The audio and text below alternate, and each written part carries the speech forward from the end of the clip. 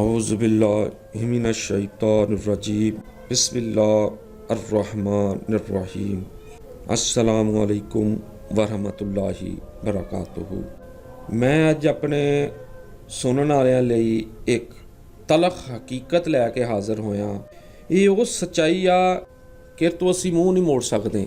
हर बंदे दी जिंदगी दे विच ये हकीकत लाजमी हुंदी है और तुहाडा ज़मीर भी तुहाडे कोल ये सवाल करदा और ये जवाब तुसी दिंदे हो अपने ज़मीन नूं जां नहीं दिंदे, एक अलहदा गल आ। मगर अज मैं एक ऐसा वाक़या, सच्चा वाक़या लैके हाज़र होया और अपने सुनने वालियां नूं यही दसना चाहुंदा कि असी अल्लाह पाक दियां सच्चाइयां दे कोलों लुक नहीं सकते और सानू रब कित्थे रख रहा है और कित्थे रखिया होया उत्थे शुक्र अलहमदुलिल्लाह पढ़ना चाहिए और उस ज़ात दा शुक्र भी अदा करना चाहिए।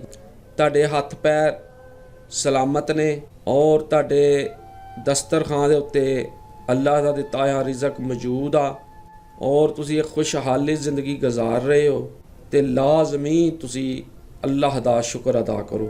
एक बादशाह सी अपने वक़्त दा बड़ी अच्छी हुक्मरानी कर रहा सी।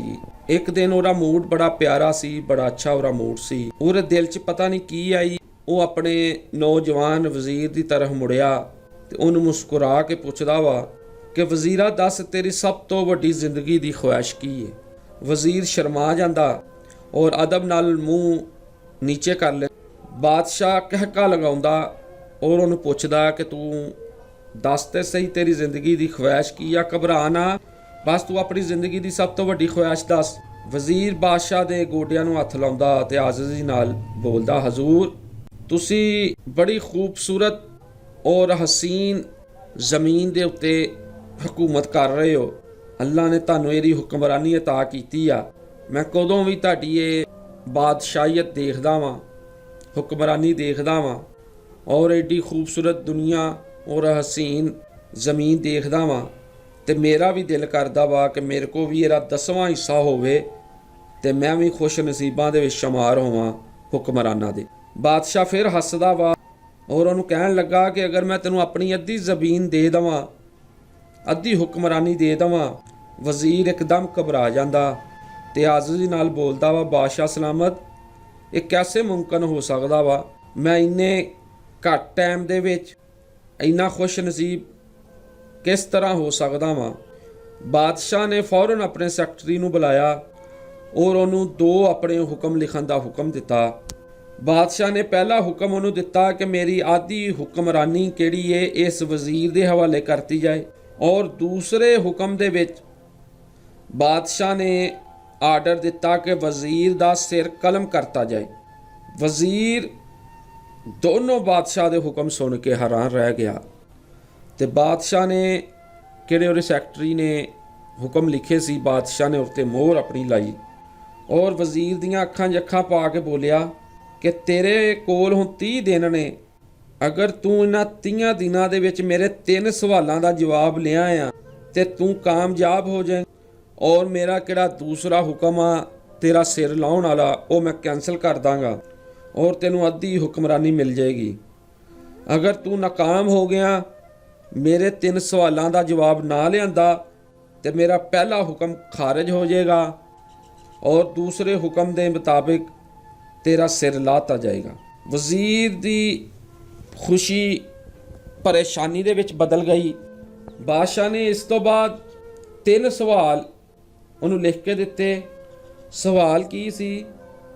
बादशाह ने कहा कि इंसान की ज़िंदगी की सबसे बड़ी सच्चाई क्या है। एक सवाल आ लिख के दिता कि इंसान की सब तो वड्डी सच्चाई की आ, फिर तो इंसान मुँह नहीं मोड़ सकता। और दूसरा सवाल, इंसान की ज़िंदगी का सबसे बड़ा धोखा क्या है। उन्हें कहा जा इस सवाल का भी जवाब लिया गया कि इंसान की ज़िंदगी का सब तो बड़ा धोखा की है, कि इन्हूं इंसान नहीं समझदा मगर हुंदा धोखा वा। और उन्हें तीसरा सवाल लिख के दिता कि इंसान की सब तो वड्डी कमज़ोरी की है। और बादशाह ने उन्होंने चिट्ठी पर्ची दी और उन्होंने एक हुक्म जारी किया कि तेरा वक़्त शुरू हो गया। वज़ीर बेचारे ने ਅਫਸੋਸ ਦਿਲ ਦੇ ਨਾਲ ਦੋਨੋਂ ਪਰਵਾਨੇ ਚੱਕੇ। ਇੱਕ ਆਪਣੀ ਸਜ਼ਾ ਵਾਲਾ, ਹੁਕਮਰਾਨੀ ਵਾਲਾ, ਦੂਸਰਾ ਸਵਾਲਾਂ ਵਾਲਾ। ਤੇ ਸ਼ਾਮ ਤੱਕ ਆਪਣੇ ਮੁਲਕ 'ਚ ਫਿਰਦਾ ਰਿਹਾ, ਆਪਣੇ ਲੋਕਾਂ 'ਚ ਫਿਰਦਾ ਰਿਹਾ, ਅਜ਼ੀਜ਼ਾਂ ਰਿਸ਼ਤੇਦਾਰਾਂ 'ਚ ਫਿਰਦਾ ਰਿਹਾ, ਇਹਦੇ ਸਵਾਲਾਂ ਦੇ ਜਵਾਬ ਲੱਭਦਾ ਰਿਹਾ, ਮਗਰ ਉਹਨੂੰ ਕੋਈ ਕਾਬਿਲ ਜ਼ਿਕਰ ਸਵਾਲ ਨਹੀਂ ਮਿਲੇ। ਦੂਸਰੇ ਦਿਨ ਵੀ ਇਹੀ ਕੰਮ ਹੋਇਆ, ਮਗਰ ਉਹਨੂੰ ਕੋਈ ਤਸੱਲੀ ਬਖਸ਼ ਜਵਾਬ ਨਹੀਂ ਮਿਲੇ। ਮਾਰਾ ਮਾਰਾ ਫਿਰਦਾ ਰਿਹਾ, ਸ਼ਹਿਰ ਸ਼ਹਿਰ, ਗਾਉਂ ਗਾਉਂ। ਸ਼ਾਹੀ ਲਿਬਾਸ ਉਹਦਾ ਫਟ ਗਿਆ, ਪਗੜੀ ਉਹਦੀ ਢਿੱਲੀ ਹੋ ਗਈ, ਬਲਕਿ ਗਰਦਨ ਦੇ ਵਿੱਚ ਲਟਕ ਗਈ, ਜੁੱਤੇ ਉਹਦੇ ਫਟ ਗਏ, ਪਾਉਂ 'ਚ ਛਾਲੇ ਪੈ ਗਏ। ਇੱਥੇ ਤੱਕ ਕਿ ਸ਼ਰਤ ਦਾ ਆਖਰੀ ਦਿਨ ਆ ਗਿਆ। ਅਗਲੇ ਦਿਨ ਇਹਨੇ ਦਰਬਾਰ ਦੇ ਵਿੱਚ ਹਾਜ਼ਰ ਹੋਣਾ ਸੀ ਤੇ ਵਜ਼ੀਰ ਨੂੰ ਪੂਰਾ ਯਕੀਨ ਸੀ ਕਿ ਉਹਦੀ ਜ਼ਿੰਦਗੀ ਦਾ ਆਖਰੀ ਦਿਨ ਆ, ਕੱਲ ਉਹਦੀ ਗਰਦਨ ਕੱਟਤੀ ਜਾਣੀ ਆ ਤੇ ਉਹਦਾ ਜਿਸਮ ਕਿਹੜਾ ਵਾ ਸ਼ਹਿਰ ਦੇ ਮਰਕਜ਼ੀ ਪੁਲ ਤੇ ਲਟਕਾਤਾ ਜਾਣਾ ਵਾ। ਉਹ ਆਪਣੀ ਮਿਊਸੀ ਦੇ ਆਲਮ ਦੇ ਵਿੱਚ ਆਪਣੇ ਦਾਰਲ ਹਕੂਮਤ ਦੀ ਇੱਕ ਐਸੀ ਕੱਚੀ ਆਬਾਦੀ ਦੇ ਵਿੱਚ ਪਹੁੰਚਿਆ ਕਿ ਆਬਾਦੀ ਦੇ ਸਿਰੇ ਦੇ ਉੱਤੇ ਇੱਕ ਫਕੀਰ ਦੀ ਝੌਂਪੜੀ ਸੀ। ਔਖਾ ਸੌਖਾ ਉਹ ਫਕੀਰ ਦੀ ਝੌਂਪੜੀ ਦੇ ਵਿੱਚ ਪਹੁੰਚਿਆ ਤੇ ਫਕੀਰ ਸੁੱਕੀ ਰੋਟੀ ਪਾਣੀ ਦੇ ਵਿੱਚ ਡੁਬੋ ਕੇ ਖਾ ਰਿਹਾ ਸੀ ਤੇ ਨਾਲ ਹੀ ਇੱਕ ਦੁੱਧ ਦਾ ਪਿਆਲਾ ਪਿਆ ਸੀ ਤੇ ਕਿਹੜਾ ਫਕੀਰ ਦਾ ਕੁੱਤਾ ਸੀ ਉਹਦੇ ਵਿੱਚੋਂ ਦੁੱਧ ਪੀ ਰਿਹਾ ਸੀ। ਫਕੀਰ ਨੇ ਵਜ਼ੀਰ ਦੀ ਹਾਲਤ ਦੇਖੀ ਔਰ ਹੱਸ ਪਿਆ ਔਰ ਬੋਲਿਆ, ਜਨਾਬੇ ਆਲੀ, ਹੁਣ ਤੁਸੀਂ ਸਹੀ ਜਗ੍ਹਾ ਤੇ ਪਹੁੰਚੇ ਹੋ। ਇਹ ਤੁਹਾਡੇ ਤਿੰਨਾਂ ਸਵਾਲਾਂ ਦੇ ਜਵਾਬ ਮੈਂ ਦਾਂਗਾ ਤੁਹਾਨੂੰ। ਕਹਿਣ ਲੱਗਾ ਕਿ ਤੁਸੀਂ ਇਹ ਕਿਵੇਂ ਅੰਦਾਜ਼ਾ ਲਾ ਲਿਆ ਕਿ ਮੈਂ ਮੁਸੀਬਤ ਦੇ ਵਿੱਚ ਹਾਂ। ਫਕੀਰ ਨੇ ਸੁੱਕੀ ਰੋਟੀ ਦੇ ਟੁਕੜੇ ਚੱਕੇ, ਛਾਪੇ 'ਚ ਰੱਖੇ, ਹੱਸਿਆ, ਮੁਸਕਰਾਇਆ, ਆਪਣਾ ਬੋਰੀਆ ਬਿਸਤਰਾ ਚੱਕਿਆ ਔਰ ਵਜ਼ੀਰ ਨੂੰ ਕਹਿਣ ਲੱਗਾ, ਆ ਦੇਖੋ ਮੇਰੇ ਬੋਰੀਏ ਬਿਸਤਰੇ ਦੇ ਥੱਲੇ ਕੀ ਆ। ਵਜ਼ੀਰ ਨੇ ਝੁੱਕ ਕੇ ਦੇਖਿਆ ਤੇ ਬੋਰੀਏ ਦੇ ਥੱਲੇ ਇੱਕ ਸ਼ਾਹੀ ਦਰੀ ਵਿਛੀ ਹੋਈ ਸੀ। ਉਸ ਸ਼ਾਹੀ ਦਰੀ ਦੇ ਉੱਤੇ ਉਹ ਲਿਬਾਸ ਪਿਆ ਸੀ ਕਿਹੜਾ ਬਾਦਸ਼ਾਹ ਆਪਣੇ ਕਰੀਬ ਤਰੀਨ ਵਜ਼ੀਰਾਂ ਨੂੰ ਅਨਾਇਤ ਕਰਦਾ ਸੀ।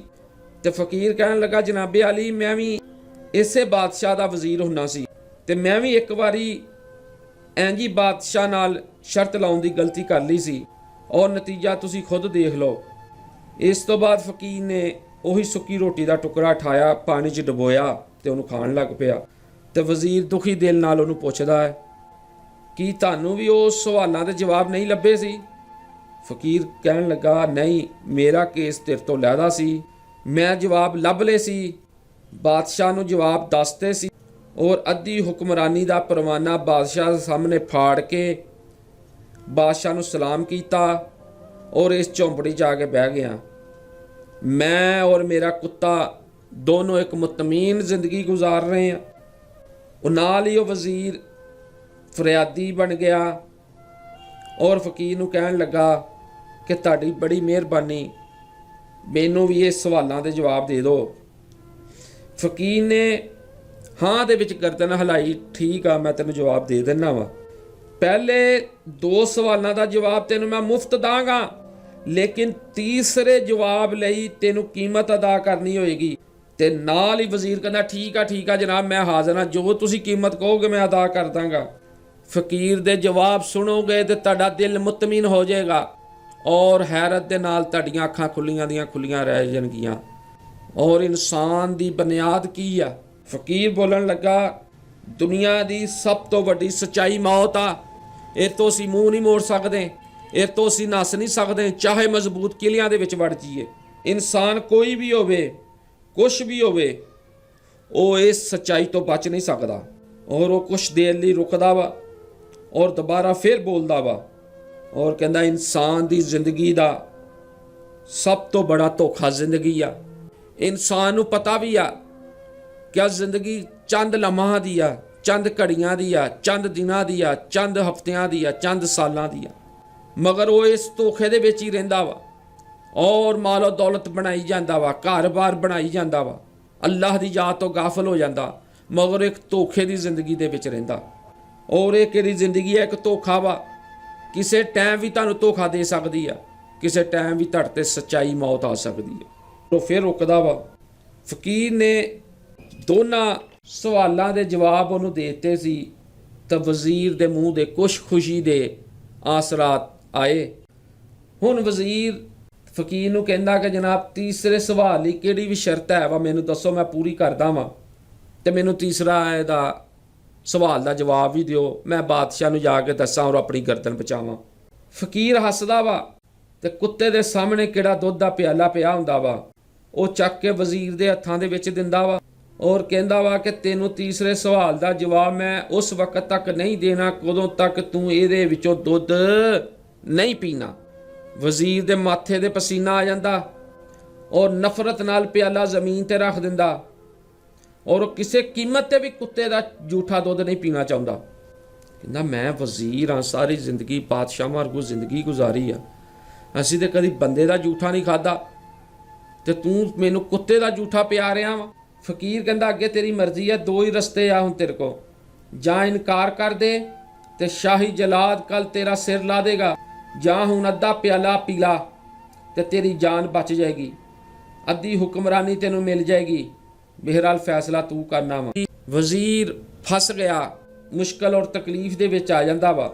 ਇੱਕ ਤਰਫ ਉਹ ਦੇਖਦਾ ਵਾ ਜ਼ਿੰਦਗੀ ਆ, ਹੁਕਮਰਾਨੀ ਆ, ਦੂਸਰੀ ਤਰਫ ਉਹ ਦੇਖਦਾ ਵਾ ਕਿ ਕੁੱਤੇ ਦਾ ਛੱਡਿਆ ਆ ਝੂਠਾ ਦੁੱਧ ਦਾ। ਸੋਚਦਾ ਰਹਿੰਦਾ, ਜਾਨ ਔਰ ਮਾਲ ਜਿੱਤ ਜਾਂਦਾ ਵਾ ਔਰ ਉਹਦੀ ਖੁਦਦਾਰੀ ਹਾਰ ਜਾਂਦੀ ਹੈ। ਵਜ਼ੀਰ ਪਿਆਲਾ ਚੱਕਦਾ ਵਾ ਔਰ ਇੱਕੋ ਹੀ ਸਾਹ ਦੇ ਵਿੱਚ ਸਾਰਾ ਹੀ ਕੁੱਤੇ ਦਾ ਝੂਠਾ ਦੁੱਧ ਪੀ ਲੈਂਦਾ। ਮੇਰੇ ਬੱਚੇ, ਇਨਸਾਨ ਦੀ ਸਭ ਤੋਂ ਵੱਡੀ ਕਮਜ਼ੋਰੀ ਗਰਜ਼ ਆ। ਇਹ ਕਿਹੜੀ ਗਰਜ਼ ਆ ਉਹਨੂੰ ਕੁੱਤੇ ਦਾ ਝੂਠਾ ਦੁੱਧ ਪੀਣ ਤੇ ਵੀ ਮਜਬੂਰ ਕਰ ਦਿੰਦੀ ਆ। ਇਹ ਉਹ ਸੱਚ ਵਾ ਜਿਹਨੇ ਮੈਨੂੰ ਹੁਕਮਰਾਨੀ ਦਾ ਪਰਵਾਨਾ ਫਾੜਨ ਤੇ ਮਜਬੂਰ ਕਰਤਾ ਸੀ ਔਰ ਮੈਂ ਇਸ ਕੁਟੀਆ ਦੇ ਵਿੱਚ ਆ ਕੇ ਬਹਿ ਗਿਆ ਸੀ। ਮੈਂ ਜਾਣ ਲਿਆ ਸੀ ਕਿ ਜ਼ਿੰਦਗੀ ਇੱਕ ਧੋਖਾ ਵਾ, ਮੌਤ ਇੱਕ ਸੱਚਾਈ ਆ, ਮੌਤ ਨੂੰ ਅਸੀਂ ਫਰਮੋਸ਼ ਨਹੀਂ ਕਰ ਸਕਦੇ ਔਰ ਮੈਂ ਇੰਨਾ ਹੀ ਇਸ ਗਰਜ਼ ਦੀ ਦਲਦਲ ਦੇ ਵਿੱਚ ਫਸਦਾ ਜਾਵਾਂਗਾ ਔਰ ਮੈਨੂੰ ਰੋਜ਼ ਹੀ ਇਸ ਦਲਦਲ ਦੇ ਵਿੱਚੋਂ ਸਾਹ ਲੈਣ ਲਈ ਇਹ ਪਲੀਤ ਗਲੀਜ਼ ਦੁੱਧ ਪੀਣਾ ਪਏਗਾ। ਮੇਰਾ ਤੈਨੂੰ ਇਹੀ ਮਸ਼ਵਰਾ ਵਾ, ਮੈਂ ਤੈਨੂੰ ਇਹੀ ਗੱਲ ਕਹਿਣਾ ਵਾ, ਤੂੰ ਇਹਨਾਂ ਤਿੰਨਾਂ ਹਕੀਕਤਾਂ ਨੂੰ ਜਾਣ ਲਿਆ ਵਾ। ਹੁਣ ਤੇਰੀ ਜ਼ਿੰਦਗੀ ਕੁਟੀਆ ਦੇ ਵਿੱਚੋਂ ਨਿਕਲਦਾ ਵਾ, ਮਹਲ ਦੀ ਤਰਫ ਦੌੜ ਪੈਂਦਾ ਵਾ। ਉਹ ਜੂੰ ਮਹਲ ਦੇ ਕਰੀਬ ਪਹੁੰਚਦਾ ਜਾਂਦਾ ਵਾ, ਸਾਸੇ ਸ਼ਰਮਿੰਦਗੀ ਦਾ ਅਹਿਸਾਸ ਉਹਦੇ ਅੰਦਰ ਹੁੰਦਾ ਜਾਂਦਾ ਔਰ ਜ਼ਿਲਤ ਦਾ ਅਹਿਸਾਸ ਵੱਧਦਾ ਜਾਂਦਾ। ਉਹ ਇਸੇ ਅਹਿਸਾਸ ਦੇ ਨਾਲ ਮਹਲ ਦੇ ਅੰਦਰ ਪਹੁੰਚਦਾ ਵਾ। ਮਹਲ ਦੇ ਅੰਦਰ ਪਹੁੰਚ ਕੇ ਡਿੱਗ ਪੈਂਦਾ ਵਾ, ਇੱਕ ਲੰਬੀ ਜੀ ਹਿਚਕੀ ਲੈਂਦਾ ਵਾ ਔਰ ਉਹਦੀ ਰੂਹ ਜਿਸਮ ਦਾ ਸਾਥ ਛੱਡ ਜਾਂਦੀ ਹੈ। ਸਾਨੂੰ ਵੀ ਕਿਸੇ ਦਿਨ ਠੰਡੀ ਜਗ੍ਹਾ ਤੇ ਬਹਿ ਕੇ ਜ਼ਿੰਦਗੀ ਦੇ ਤਿੰਨਾਂ ਸਵਾਲਾਂ ਦੇ ਉੱਤੇ ਗੌਰ ਜ਼ਰੂਰ ਕਰਨਾ ਚਾਹੀਦਾ ਔਰ ਸਾਨੂੰ ਸੋਚਣਾ ਚਾਹੀਦਾ ਵਾ ਕਿ ਅਸੀਂ ਜ਼ਿੰਦਗੀ ਦੇ ਧੋਖੇ ਦੇ ਵਿੱਚ ਆ ਗਏ ਆ, ਕਿ ਅਸੀਂ ਜ਼ਿੰਦਗੀ ਦੇ ਧੋਖੇ ਦੇ ਵਿੱਚ ਆ ਕੇ ਕਿਤੇ ਗਰਜ਼ ਦੇ ਪਿੱਛੇ ਤੇ ਨਹੀਂ ਨੱਸ ਰਹੇ, ਅਸੀਂ ਕਿਤੇ ਮੌਤ ਨੂੰ ਭੁੱਲ ਤੇ ਨਹੀਂ ਬੈਠੇ ਔਰ ਅਸੀਂ ਕਿਤੇ ਇਸ ਕਹਾਣੀ ਦੇ ਵਜ਼ੀਰ ਤੇ ਨਹੀਂ ਬਣ ਗਏ। ਔਰ ਮੈਨੂੰ ਯਕੀਨ ਆ ਕਿ ਕਿਸ ਦਿਨ ਅਸੀਂ ਇਹ ਸੋਚ ਲਿਆ, ਉਸ ਦਿਨ ਅਸੀਂ ਗਰਜ਼ ਦੇ ਪਲੀਤ ਗਲੀਜ਼ ਪਿਆਲਿਆਂ ਤੋਂ ਮਹਿਫੂਜ਼ ਰਹਿ ਜਾਾਂਗੇ। ਇਹ ਕਹਾਣੀ ਇੱਕ ਸਾਡੇ ਲਈ ਸਬਕ ਆ। ਦੇਖਿਆ ਜਾਏ, ਮੌਤ ਹਕੀਕਤ ਆ, ਇਨਸਾਨ ਦੀ ਸੱਚਾਈ ਆ, ਚਾਹੇ ਉਹ 500 ਸਾਲ ਵੀ ਜੀ ਲਵੇ, ਇਸ ਸੱਚਾਈ ਤੋਂ ਬਚ ਨਹੀਂ ਸਕਦਾ, ਉਹਨੂੰ ਅੱਲਾਹ ਦੇ ਹਜ਼ੂਰ ਹਾਜ਼ਰ ਹੋਣਾ ਹੀ ਹੋਣਾ ਉਹਨੇ। ਔਰ ਜ਼ਿੰਦਗੀ ਇੱਕ ਧੋਖਾ ਵਾ, ਇਹਨੂੰ ਅਸੀਂ ਧੋਖਾ ਨਹੀਂ ਸਮਝਦੇ, ਇਹਨੂੰ ਅਸੀਂ ਹਕੀਕਤ ਸਮਝਦੇ ਹਾਂ, ਸੱਚਾਈ ਸਮਝਦੇ ਹਾਂ। ਮੌਤ ਇੱਕ ਸੱਚਾਈ ਆ, ਮੌਤ ਨੂੰ ਅਸੀਂ ਧੋਖਾ ਸਮਝਦੇ ਹਾਂ। ਔਰ ਕਿਹੜੀ ਗਰਜ਼ ਆ, ਇਹ ਬੰਦੇ ਨੂੰ ਹਰ ਕੰਮ ਤੇ ਮਜਬੂਰ ਕਰ ਦਿੰਦੀ ਆ। ਹਰ ਚੀਜ਼ ਸਾਡੇ ਕੋਲ ਦੁਨੀਆ ਦੀ ਕਿਹੜੀ ਗਰਜ਼ ਹੈ, ਹਰ ਚੀਜ਼ ਸਾਡੇ ਕੋਲ ਕਰਾ ਲੈਂਦੀ ਆ। ਅਗਰ ਅਸੀਂ ਦੁਨੀਆ ਦੀ ਜ਼ਿੰਦਗੀ ਨੂੰ ਧੋਖਾ ਸਮਝਾਂਗੇ ਔਰ ਮੌਤ ਨੂੰ ਇੱਕ ਸੱਚਾਈ ਸਮਝਾਂਗੇ ਔਰ ਅਸੀਂ ਗਰਜ਼ ਦੇ ਇਹ ਗਲੀਜ਼ ਪਿਆਲਿਆਂ ਤੋਂ, ਪਲੀਤ ਪਿਆਲਿਆਂ ਤੋਂ ਬਚ ਸਕਦੇ ਹਾਂ। ਅੱਲਾਹ ਪਾਕ ਤੁਹਾਨੂੰ ਔਰ ਸਾਨੂੰ ਆਪਣੇ ਹਿਫਜ਼ੋ ਈਮਾਨ 'ਚ ਰੱਖੇ। अस्सलामु अलैकुम वरहमतुल्लाहि वबरकातुहू।